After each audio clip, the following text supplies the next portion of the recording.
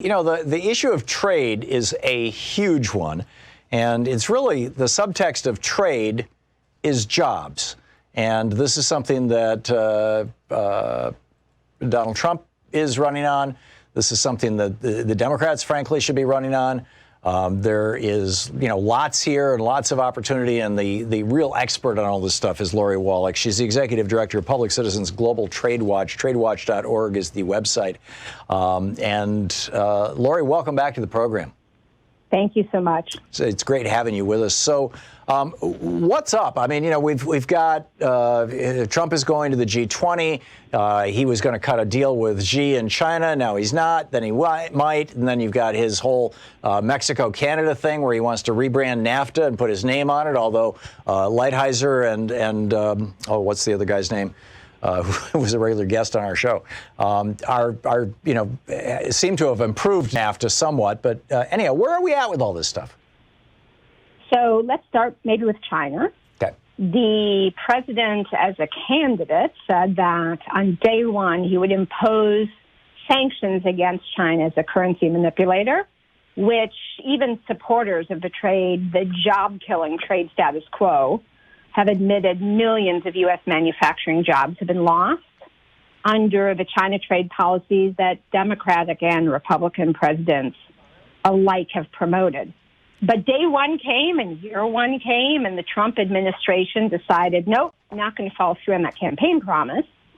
And Tom, since then, the U.S. trade deficit with China has only grown every single year of the Trump administration, with tens of thousands of more jobs lost.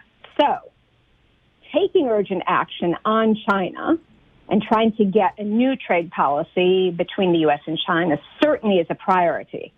The question really, that has been the question all along, but is coming to a head again with this big summit, is will the administration's approach make the changes that can make a difference for American workers? Right. And using, my sense of it is that if Trump continues to use national security as the excuse, I get that if you're doing it on computer chips. I don't see where national security can be as excuse for tariffs, for example, on things like children's clothing, and and that's not going to survive the end of his presidency. It really seems like this is something that Congress should be discussing. Or am I missing something here?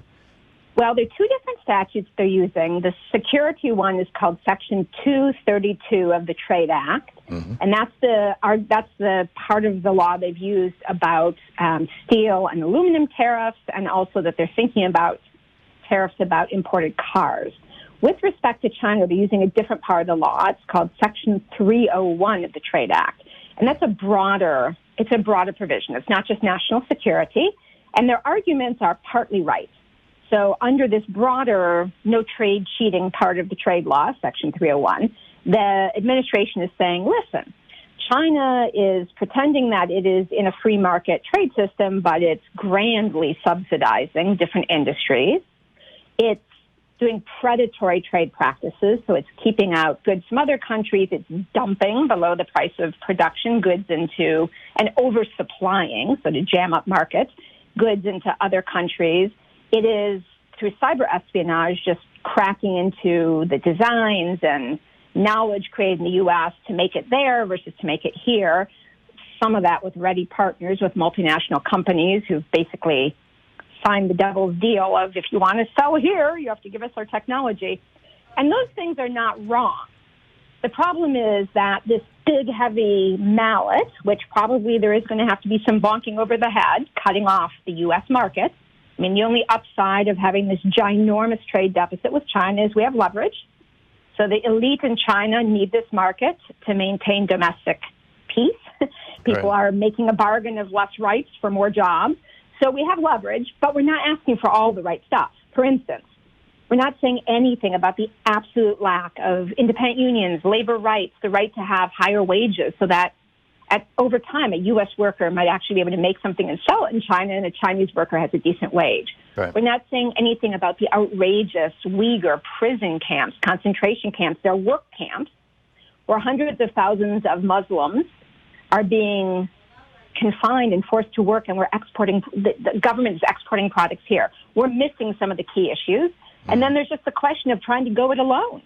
Right. We've pissed off so many of our partners in other countries that can we even, if we have the right asks, do we have the leverage?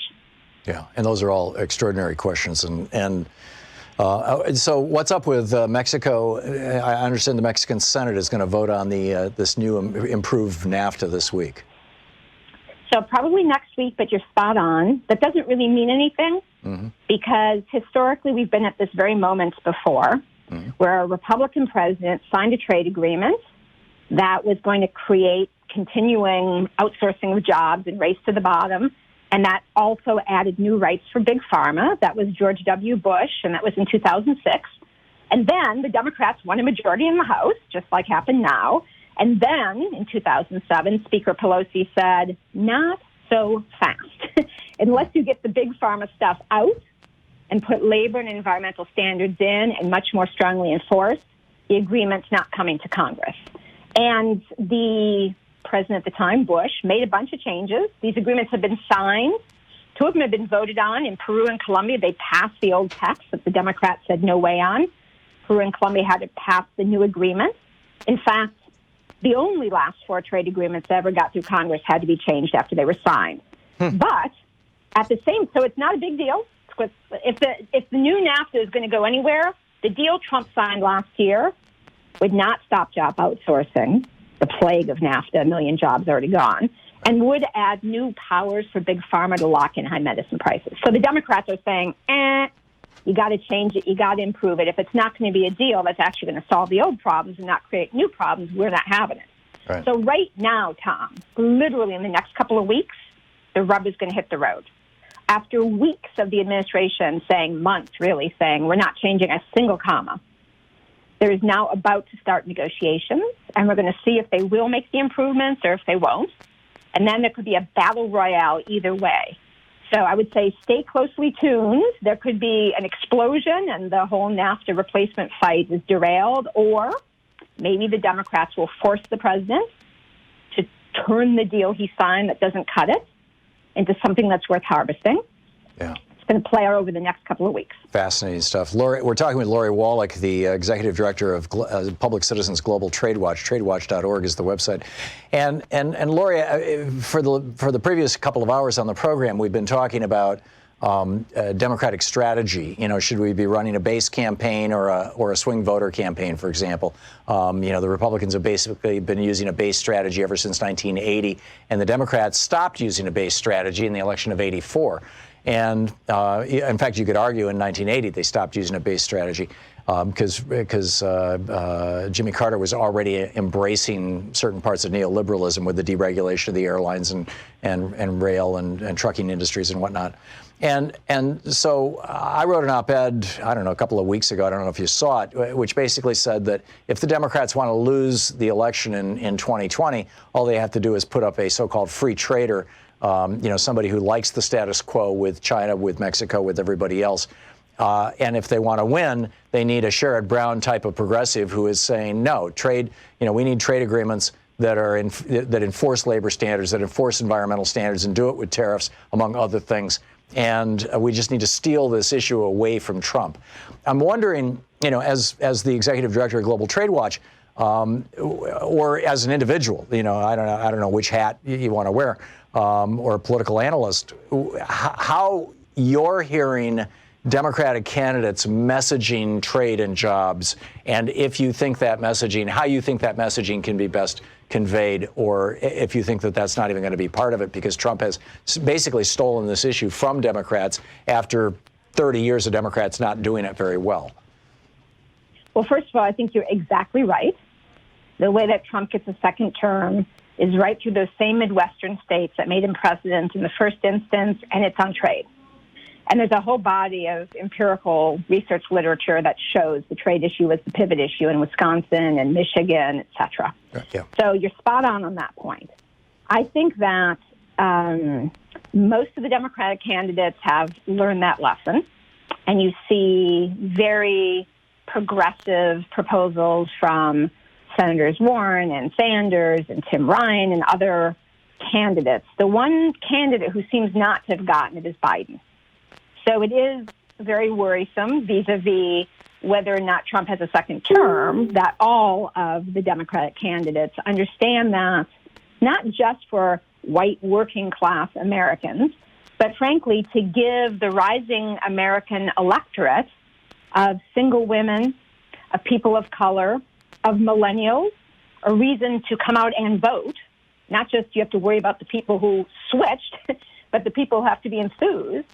A very big part of a vision for the country where people have decent jobs and corporate power is constrained is replacing these corporate rigged trade agreements. Yeah. And most of the Democratic candidates get that. If whoever is the nominee doesn't, it is an extremely perilous situation. Yeah.